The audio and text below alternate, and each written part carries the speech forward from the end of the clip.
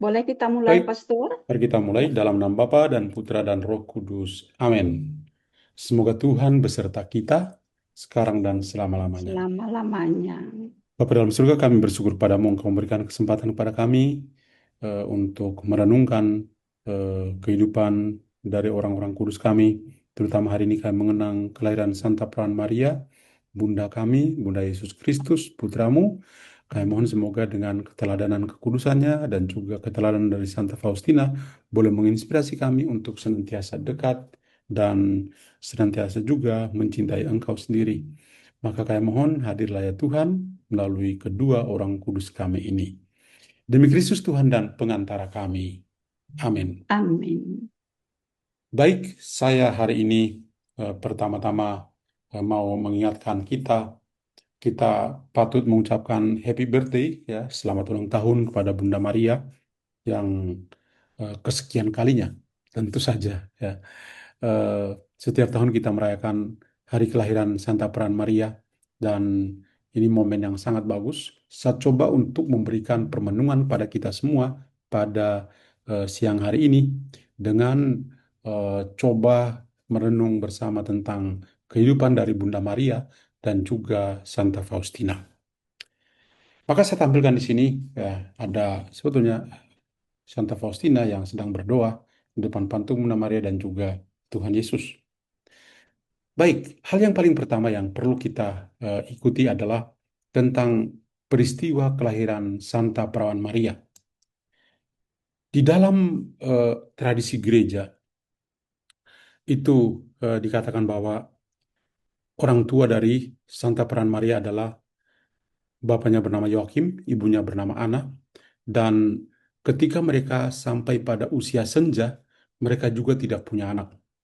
Maka mereka juga sebagai orang benar di hadirat Tuhan, mereka selalu berdoa, meminta hadiah dari Tuhan, dan pada akhirnya di usia senja sekalipun, Tuhan menganugerahkan pada mereka seorang anak perempuan yang disebut dengan nama Maria. Maria itu artinya seorang yang mempunyai cinta yang dalam, yang luas, seperti sebuah samudra raya. Dan ketika Maria lahir, langsung saja eh, ibu dan bapaknya mempersembahkan Maria kepada Tuhan. Karena itu dikatakan bahwa Maria ketika masih anak-anak dan remaja, dia sudah membaktikan dirinya kepada Tuhan untuk hidup selibat atau hidup kudus. Dan memang kita tahu ya, dia akhirnya punya tunangan namanya Yusuf, tapi Tuhan punya rencana yang lain. Ya, Tuhan bahkan ya memberikan panggilan istimewa dengan menjadikannya sebagai bunda bagi Yesus Kristus putranya. Di dalam gereja kita kenal ada tiga orang penting yang hari kelahirannya itu kita kenang. Orang yang paling pertama adalah Yohanes Pembaptis. Yohanes Pembaptis itu kita kenang kelahirannya pada tanggal 24 Juni. Kemudian orang yang kedua adalah Bunda Maria tanggal 8 September dan orang yang ketiga adalah Tuhan Yesus pada tanggal 25 Desember. Sebetulnya angka-angka ini memang tidak ada dalam tradisi kitab suci. Ya, dalam kitab suci tidak ada, tidak tertulis. Tetapi gereja meyakininya diberikan tanggal-tanggal tertentu seperti ini untuk membantu kita bertumbuh dalam iman. Maka di sini misalnya tanggal 24 Juni, kita ingat secara liturgis ya, tanggal 25 Maret itu kita mendengar merayakan pesta Bunda Maria menerima kabar sukacita. 25 Maret sampai 24 Juni itu 3 bulan. Tapi mengingatkan kita pada Injil Lukas, ketika Maria menerima kabar sukacita, malaikat Gabriel mengatakan kepada Maria bahwa saudaranya Elizabeth yang dianggap mandul itu sedang hamil, sudah 6 bulan. Maka kita ingat, dari 25 Maret sampai 24 Juni itu menjadi 9 bulan. Karena 3 bulan plus 6 bulan menurut kabar sukacita, jadinya 9 bulan. Maka wajar saja ya tanggal 24 Juni diperingati sebagai hari kelahiran dari Santo Yohanes Pembaptis. Bagaimana dengan Bunda Maria? Kenapa tanggal 8 September? Ya, Kita ingat bahwa di dalam kalender liturgi tanggal 8 Desember itu kita mengenang Bunda Maria yang dikandung tanpa noda dosa, ya. Bunda Maria dikandung tanpa noda dosa. Maka kalau kita hitung dari tanggal 8 Desember sampai 8 September itu ada 9 bulan. Desember, Januari, Februari, Maret, April, Mei, Juni, Juli, Agustus, September.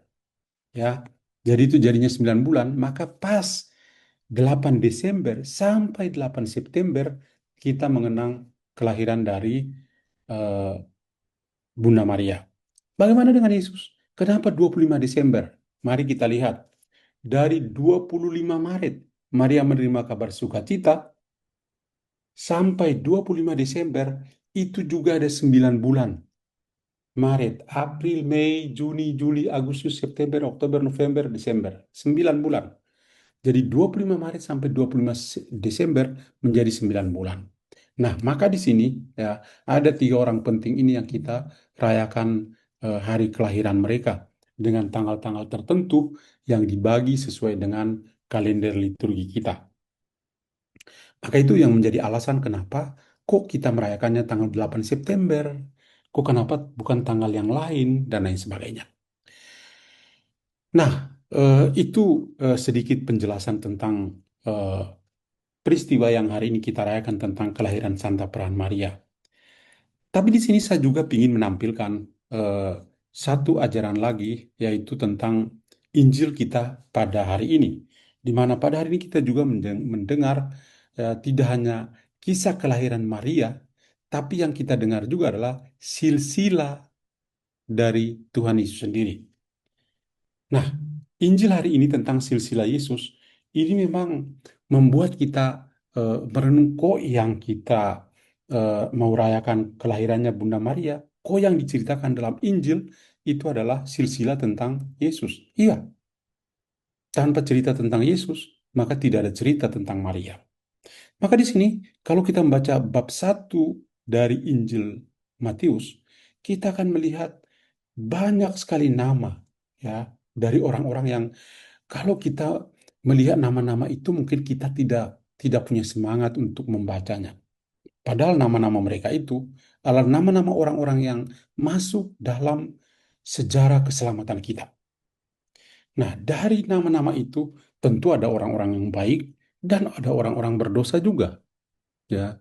Kalau kita menyebut nama Daud, oh Daud itu orang berdosa, tapi kenapa disebut sebagai nenek moyang dari Tuhan Yesus? Tapi di sini saya coba untuk mengatakan begini. Pertama, silsilah Yesus itu ada orang baik dan orang jahat. Itu karena apa? Karena penginjil Matius mau mengatakan pada kita bahwa Tuhan Yesus itu datang untuk menyelamatkan semua orang. Orang baik, orang jahat itu dikasihi oleh Tuhan dan pasti diselamatkan. Yang kedua, bahwa Yesus itu sungguh-sungguh Allah dan sungguh-sungguh manusia. Sungguh Allah karena memang dia anak Allah. Sungguh manusia karena dia masuk dalam sejarah kehidupan manusia. Ada nenek moyangnya, silsilahnya yang kita bisa baca dalam Injil hari ini.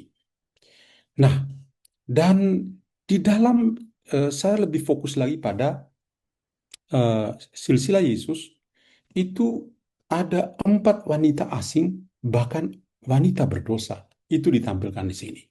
Ya. Maka di sini ada 4 wanita bukan Yahudi dan mereka orang asing dalam silsilah Yesus menurut Injil Matius. Yang pertama adalah Tamar.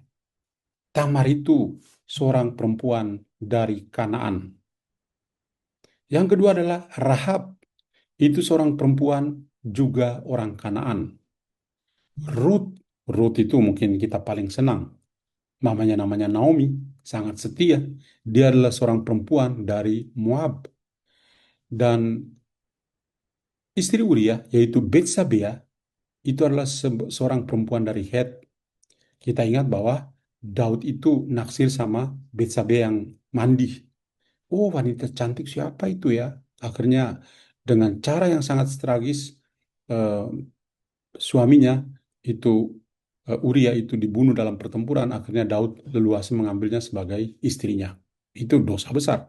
Tapi kita bisa melihat bahwa ternyata ada 4 wanita asing yang masuk juga dalam silsilah Yesus Kristus, yang membuat kita berpikir tentang bagaimana ya rencana Tuhan itu begitu indah. Tidak hanya orang baik yang mau diselamatkan, tapi orang-orang jahat pun, orang-orang asing pun, orang-orang yang tidak layak pun masuk dalam silsilah Yesus, dan kita boleh menempatkan diri kita bahwa entah kita itu orang baik atau orang jahat, kita juga masuk dalam garis keturunan dari Yesus sendiri. Nah, di samping silsilah Yesus, ada juga kisah tentang keluarga kudus yang kita bisa dengar dalam Injil pada hari ini, yaitu bahwa Bunda Maria menerima kabar sukacita, kemudian bahwa dia bertunangan dengan Yusuf, ya. Yusuf itu dengan kekasannya sebagai seorang pria yang tulus hati, pria yang rendah hati, dan mau menerima Maria apa adanya, dan lain sebagainya.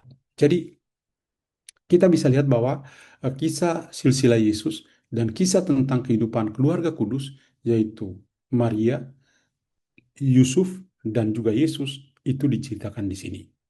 Nah, poin kita yang paling penting adalah kita melihat sosok dari Maria yang dalam rencana Allah lahir dari sebuah keluarga yang sudah masuk usia senja, yaitu Ana dan Yoakim, tapi dia menjadi seorang wanita besar karena dipilih oleh Allah.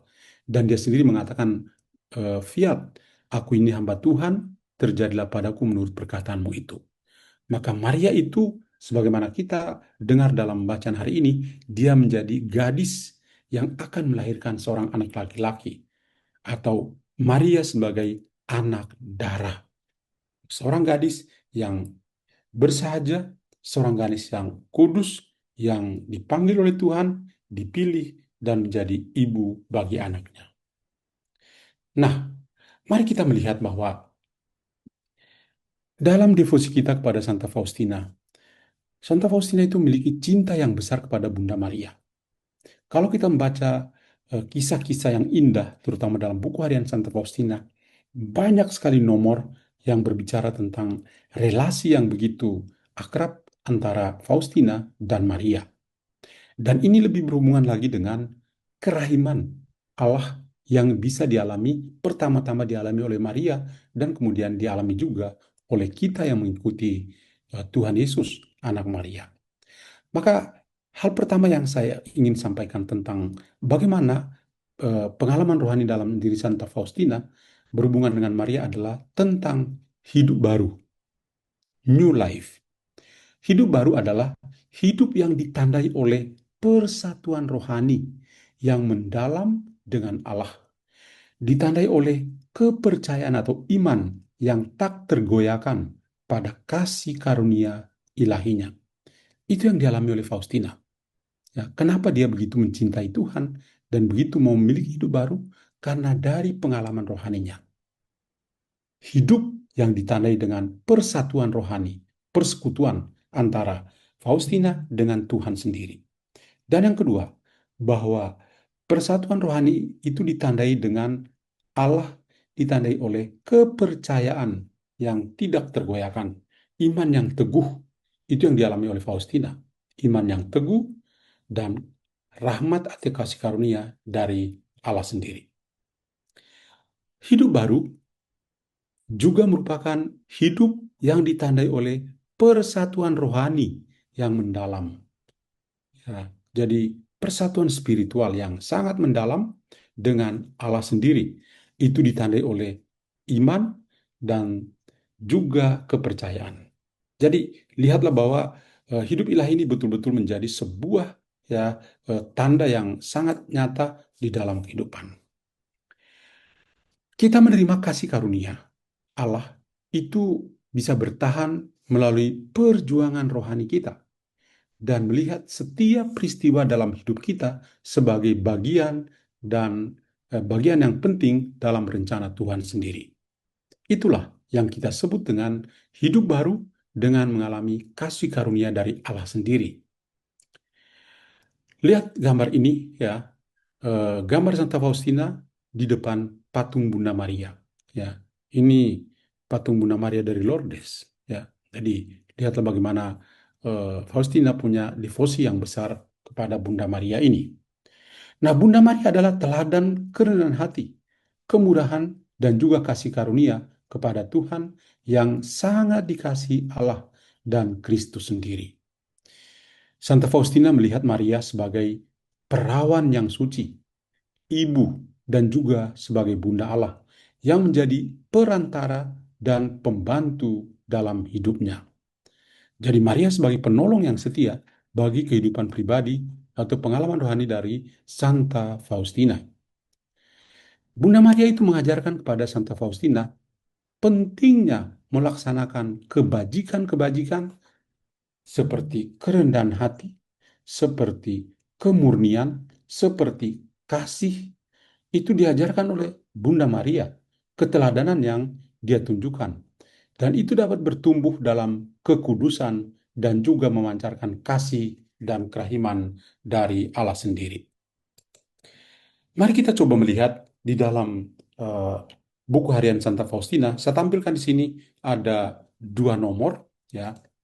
Eh, Nomor yang pertama adalah dari buku harian Santa Faustina nomor 874. Nah, 874 itu membantu kita untuk melihat sosok dari Santa Peran Maria yang luar biasa dalam pengalaman rohani Santa Faustina.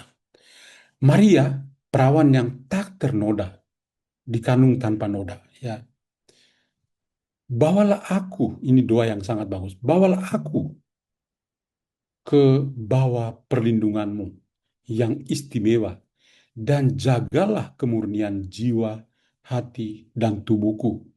Engkaulah model dan bintang pemandu hidupku. Jadi dalam pengalaman rohani Santa Faustina, bagaimana dia menggambarkan kehidupannya yang begitu mulia di hadirat Bunda Maria atau di hadapan Santa Peran Maria. Dalam buku harian Santa Faustina nomor 874 ini, kita bisa melihat sendiri. Ya, doa yang sangat sederhana, tapi sangat mendalam. Maria, perawan yang tak bernoda, bawalah saya ke bawah perlindunganmu yang istimewa, dan jagalah kemurnian jiwa. Ini sebuah doa yang baik, memohon supaya Tuhan menjaga kemurnian jiwa, kemurnian hati, dan juga kemurnian tubuh. Engkau sendiri adalah model dan bintang pemandu hidup. Lalu yang kedua itu dari buku harian Santa Faustina nomor 1415. Dalam buku harian 1415 itu dikatakan begini. Aku ingin putriku yang sangat kukasihi agar engkau mengamalkan tiga keutamaan yang kuanggap paling berharga dan paling menyenangkan Allah. Yang pertama adalah kerendahan hati. Yang kerendahan hati dan kerendahan hati. Itu adalah keutamaan yang paling istimewa. Apa yang dikatakan di sini itu adalah buah perkataan atau buah pemikiran juga dari Santo Agustinus. Kerendahan hati adalah kerendahan hati. Maka dalam dialog iman ini dikatakan, aku ingin putriku yang sangat kukasih agar engkau mengamalkan tiga keutamaan yang kuanggap paling berharga dan paling menyenangkan Allah. Pertama adalah kerendahan hati, yang kedua kerendahan hati, dan yang ketiga adalah kerendahan hati. Itu memang luar biasa. Jadi kerendahan hati itu tidak bisa kita ungkapkan, tapi kita tunjukkan. Keutamaan yang kedua adalah kemurnian. Kemurnian karena apa? Karena Maria itu dikandung tanpa noda. Santa Faustina melihat kemurnian Maria sebagai sesuatu yang sangat bernilai, sangat berharga. Dan itu juga yang mau dia lakukan dalam kehidupannya. Dan yang ketiga, keutamaan yang ketiga adalah kasih akan Allah. Karena itu, karena kerahiman, maka kasih akan Allah itu menjadi keutamaan ketiga yang sangat berharga. Sebagai putriku, engkau harus memancarkan ketiga keutamaan ini secara istimewa. Ketika percakapan itu berakhir, Maria mendekapkan aku ke hatinya lalu menghilang.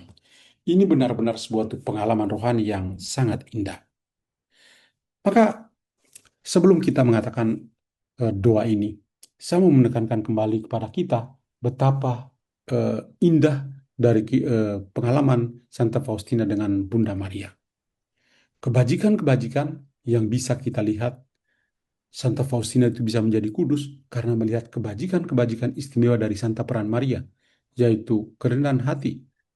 Ya, itu yang tadi kita dengar, benar-benar kerendahan hatinya, kemurnian hatinya, ya, itu benar-benar menunjukkan pada kita hal yang begitu berharga, ya. Jadi juga kasih akan Allah, ya. Itu tiga keutamaan yang boleh dikatakan menjadi program kehidupan kita. Maka menjadi pertanyaan bagi kita. Di dalam LPF ini kita selalu mendekatkan diri kepada Tuhan dan melalui doa kerahiman seperti ini. LPF itu, ya, kalau saya tidak salah juga berawal dari doa kerahiman seperti ini, ya.